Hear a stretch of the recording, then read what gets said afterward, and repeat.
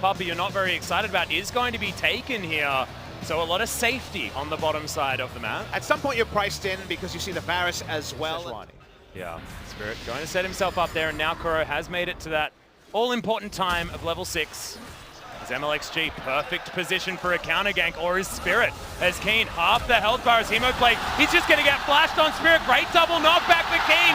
He's going to go down for first blood. He goes over to Shower Spirit. He may actually suffer this one as well. The flash is available, and he just pulls out the blood. RNG, they're not pulling any punches. This is going to be first turret going down very easily. Afreeca Freecs look like they have no idea what to do. And the issue is that there's just too many lanes bleeding out right now. Spirit can't be everywhere. He was... Let alone this series. RNG really just destroying Keen. Gonna get Hemoplate, but Kuro is here. And MLXG, he may just pay the price. Trying to get the autos in and knows that he can just fight back, and that's something on the board for the Afreeca Freecs. It's opposition. We can still try to out-execute around this, but Afreeca need a lot of time. Well, lose less isn't necessarily the best winning strategy, and RNG are just winning. Uzi and Ming are pressuring this tower. Maybe they overextend, and I'm able to punish with a counter gank. He understands that Zatai is walking into the mid lane, so he's behind Kuro. Into the hands of RNG. 2 dragons to nothing. More than a bridge too far to be trying to fight for an Ocean Drake. But fights are what they're kind of buying themselves time to actually shoot. Must check the Baron at this time. Well, this should finally be the turret. They're going to tank it up, and brute force is going to equal the end of the outer. The Vladimir chase potential, I will take RNG. And also the battlefield positions where they can fight are going to be more straightforward because it's going to be an Elder Dragon and a Baron. Nice little play by Kuro. Yeah, Zatai gets over the wall. Thankfully, Umbral Dash is going to be enough as they've engaged onto the Vladimir. He just straight up dies, and that's aiming, grabbing the kill. Xiaohu may have thrown away the lead. Stats can do no justice for how much of a momentum shift we've seen. And if they lose, they can hold their heads high because... Taking this one down, it's below half health now as Afreeca Freecs. They throw in the ward. There's the engagement onto Tucson. They know he's got no flash and he's just dead. Uzi grabs that kill. And now Xiaohu, he wants more. Keen doesn't get the upper hand. The flash from Spirit. They want to be able to find this one as they can get it. They ult the reset. And Ming, does he actually get it? It's the Hemoplate that gives him all the health back and aiming. He may need to just Featherstorm and flash to get himself out. Good God, the repositioning's good from RNG as the team fight is ballooning out of control. Zatai. We're Afreeca. Oh boy, what a road it took to get here, but Spirit's still near. So unlikely they get the steal, but he's gonna try. Yeah, they're looking for it. Ming has to go golden. They do have the Glacial Storm there in a decent position as Tucson does use the ultimate to get himself back here. And is the Baron. It's secured by RNG. Afreeca Freecs didn't want to take the chances. Keen, he's on the bottom side. He'll get him something. And it wasn't pretty, it was very scrappy. Of a Morgana. So today we learned that is how the Aatrox works as well.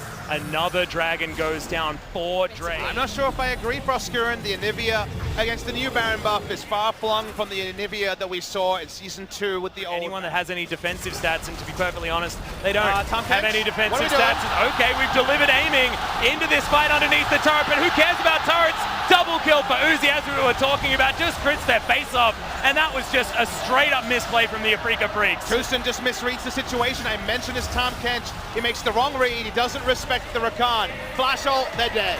Yep, and that's going to be the base broken on the top side of the map. RNG looking down, another Rift Rivals victory for the LPL. They destroyed the laning phase. It was slow in the middle, but they're still looking to end it right here. The ultimate flung out from Spirit. He knows it's all over. Nexus turrets are erupting, and RNG have done it. They've come back. The LCK were poised to win in Game 4, but no, Rogue Warriors first, and RNG now. Nexus destroyed. LPL reigns supreme. A true regional effort from the LPL. They took All-Stars and people said the tournament doesn't matter. They take down MSI and they say, but wait, it's not quite Worlds. And yes, Rift Rivals is not the same prestige, but this is now 3 titles that Uzi has swept up alongside his domestic one, and they are looking towards Korea. And a twist on your words, but not a big one, Proscurin. It was a regional epic. This was an awesome series where both teams, you could not lay any questions of how much they were trying, how much they were showing.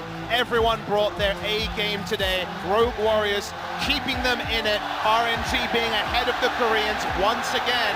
Well-deserved victory to the LPL and RNG. And you can hear the 6th man, the crowd here in this arena. Dalian erupting for RNG.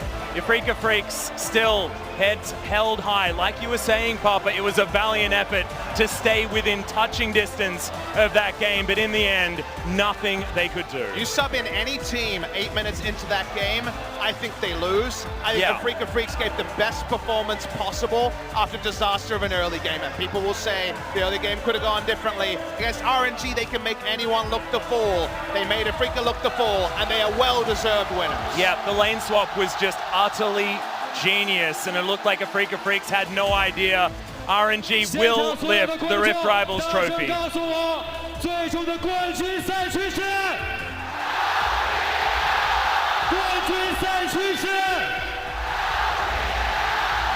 谁是冠军？同样，让我们请出剩下3支兄弟战队，欢迎 IC 1.7 2W。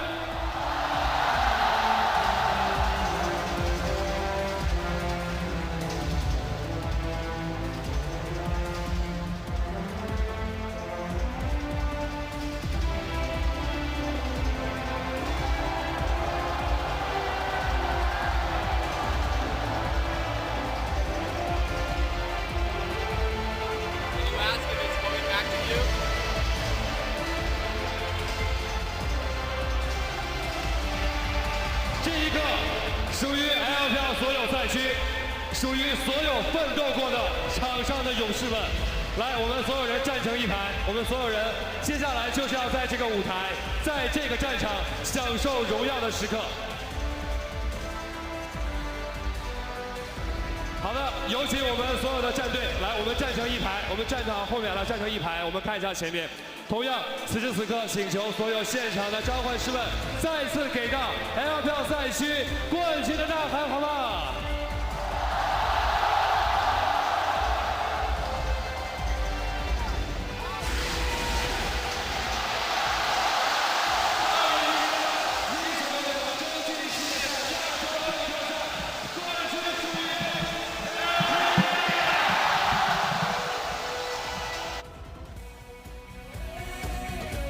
好的，在捧杯之后，我们请站成一排，因为我们接下来要颁发我们的冠军奖牌。好的，来，请我们所有的战队站成一排，接下来就是享受荣耀的时刻了。哇！通过了这几天的努力，我们在场上团结一致，最终获得了这次比赛的冠军。同样，让我们请出为他们颁发这次荣誉的嘉宾，让我们有请的是。 拳头游戏大中华区及东南亚地区负责人叶强生先生，拳头游戏中国区业务负责人林松先生，腾讯互动娱乐合作市场部总经理。 The defending champions of the LPL once again reclaim the title of best region in the world here at Rift Rivals 2018, and as all 4 teams line up to take a deep bow in front of the trophy, they will be receiving their own medals, greatly deserved by everyone here. And it makes sense. Rogue Warriors, first ones taking the medals.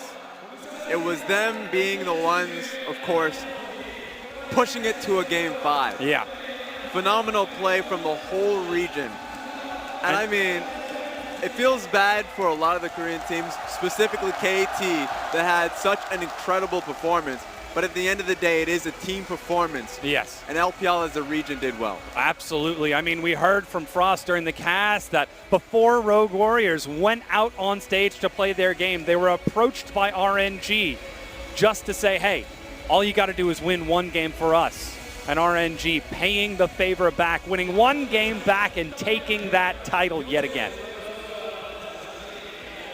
And as all the players are lined up receiving these medals, we do have to commend the LPL for their performance. It was a bit touch and go in a few places, but hey, defending champions, you've got that, you can relax a little bit on the throne. It made things exciting, honestly. It was such a fun tournament throughout.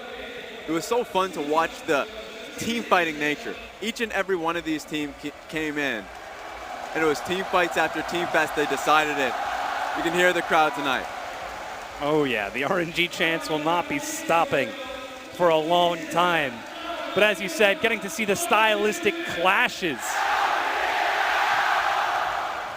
between the LPL and their cheering fans.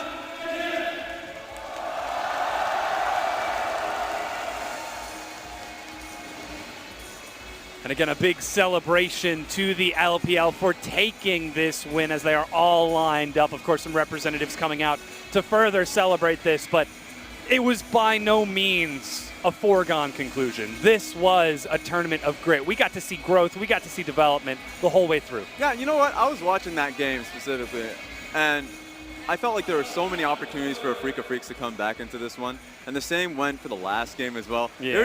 There were so many moments in which we just kind of casted these teams off. And it comes down to the fact that it's a never